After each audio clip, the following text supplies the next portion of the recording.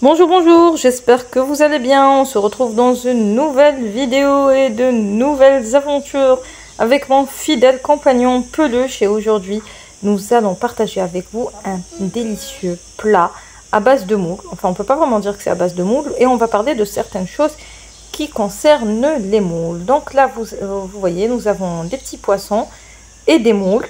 Pour les moules, sur cette image, je suis en train de vous montrer des moules qui ne sont pas fraîches. Enfin, elles sont fraîches, mais qui sont mortes. Cette moule, celle que vous voyez à l'image, est morte. Comment sait-on qu'elle est morte? Eh bien, c'est très simple. Elle est ouverte, les deux valves sont ouvertes. Et là, je vous montre, je vous fais une petite comparaison avec la moule qui est morte et la moule qui est vivante. Celle qui est vivante est bien fermée et on a du mal à l'ouvrir. Et celle qui est morte, eh bien, elle est ouverte. Donc ces moules-là, il faut les jeter, tout simplement. On ne peut pas les garder, donc nous devons nous en séparer, c'est comme ça. Donc si vous achetez des moules et que vous les trouvez dans cet état, il faut impérativement les jeter. Ensuite, je suis passée à l'étape du nettoyage. Donc j'ai pris une lavette et j'ai commencé à laver les moules une à une.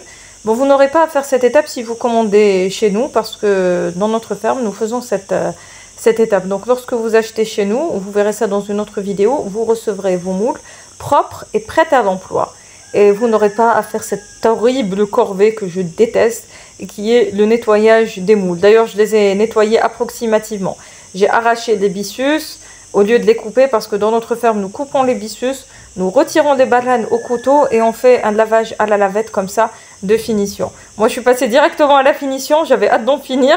Donc voilà, je vous laisserai le numéro du service client de la ferme en barre d'informations, afin que vous puissiez vous fournir chez nous si jamais vous avez envie de consommer des moules. Sachez que nous faisons la livraison à domicile sur Annaba, Skikda, Guelma et Constantine. Donc vous pouvez nous contacter à tout moment sur Facebook, ou bien vous pouvez nous appeler au numéro que vous allez trouver au niveau de la barre d'information. Voilà, voilà. Une fois que j'ai fini de nettoyer les moules, eh bien c'est très simple. Je suis passée au poisson. J'ai eu besoin pour cette recette d'un pagre et d'un céron. Vous utilisez le poisson que vous souhaitez. Ça fonctionne avec différentes espèces. Mais les sparidés ont plus de goût et je ne sais pas. Mais je trouve qu'ils donnent un plus à cette petite recette qui est très très simple. Vous avez juste besoin de moules, de sparidés, du sard ou bien du pagre, ou une petite dorade grise ou une dorade royale, c'est comme vous voulez, et de quelques moules, de quelques légumes, et un petit peu de riz, et c'est tout. Donc pour des poissons, j'ai dû les vider et les écailler. Là, j'essaie de partager avec vous une petite astuce. Donc lorsque vous avez du poisson comme ça, vous pouvez le passer à l'eau douce, le laver pour retirer toute la muqueuse qui protège le poisson. Ensuite, moi ce que je fais, c'est que je vide le poisson. Donc à l'aide d'un couteau, je lui ouvre le ventre tout simplement. Je le vide de ce qu'il y a à l'intérieur. Je le lave pour nettoyer, pour éviter qu'il reste des déchets à l'intérieur.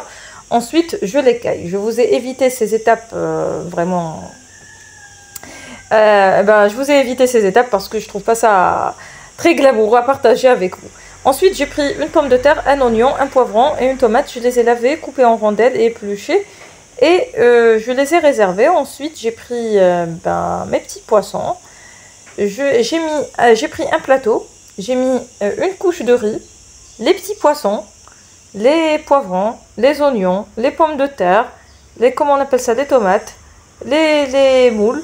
J'ai mis très peu de sel sur les poissons. Faites très attention avec le sel, parce que les moules sont salées et elles vont libérer leur eau sur le poisson et sur le riz. Et ça va influer sur la salinité de votre plat. Donc faites très attention. Si vous mettez des moules, moi j'en ai mis que quelques-unes. Mais si vous en mettez plus, évitez de mettre du sel. Ne mettez pas de sel carrément, parce qu'elles vont saler le plat. Moi j'ai mis très peu de sel et le plat était quand même salé. Enfin très peu, il faut le dire vite, mais bon. Une fois que j'en ai fini avec tous mes ingrédients, j'ai fini le dressage, j'ai pris un petit peu d'huile d'olive, j'ai mis un filet d'huile d'olive et 2 tasses d'eau pour aider à la cuisson des pommes de terre et des petits poissons. Et j'ai tout mis dans le four et j'ai laissé cuire à 180 degrés. Voilà. Au bout d'une demi-heure, le plat était prêt.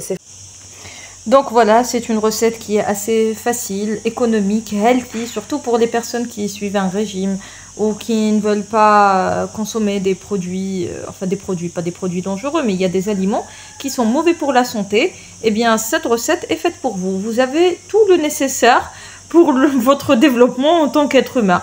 Vous avez du poisson, vous avez des pommes de terre, des tomates, des poivrons, des oignons, des moules, du riz. Donc vous avez un repas équilibré, sain, savoureux.